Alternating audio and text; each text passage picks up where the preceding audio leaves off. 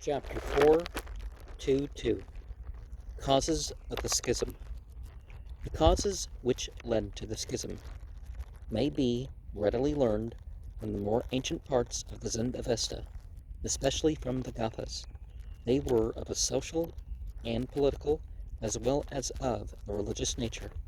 The Aryan tribes, after they had left their original home, which was, in all likelihood, a cold country, see the allusions to it in the first and second Vargards of the Vendadad, led mainly a pastoral life, and cultivated only, occasionally, some patches of land for their own support. In this state, we find the ancient Aryan community throughout the earlier Vedic period, and the Brahmanical tribes were given to this nomadic life as long as they occupied the upper part of the Punjab, whence they afterwards emigrated into Hindustan proper. Some of these tribes, whom we may style the Iranians proper, became soon weary of these constant wanderings, and after having reached such places between the Oxus and Ixartus rivers and the highland of Bactria as were deemed fit for the permanent settlements, they forsook the pastoral life of their ancestors and the brother tribes and became agriculturalists.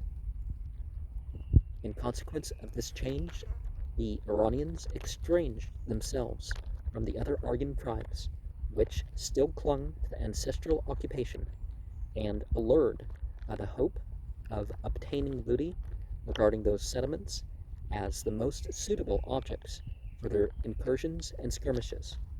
How frequent these attacks of the Deva worshippers upon the property of the Mazdayastians must have been, the reader can learn from the formula by which the Deva worshippers abjured their religion and entered the community of the Iranians.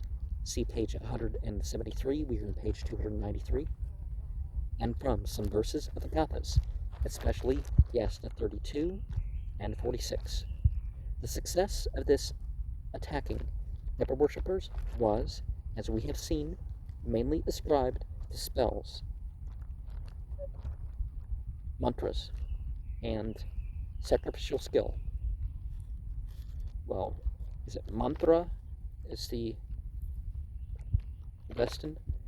Their religion, therefore, must have become an object of hatred in the eyes of the Iranians, although the latter were well aware that it was closely related to their own, or even to a certain extent identical with it. Their own religion, therefore, had to be totally changed in order to break up all communication whatever with the devastators of their settlements.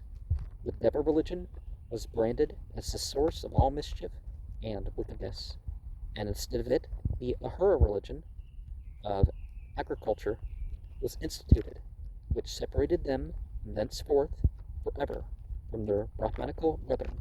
If we ask who instituted this Ahura religion, we can hardly believe that it was the work of a single man only, though it is not to be denied that the peculiar form which it assumed was mainly due to one great personage, Spitama Zarathustra.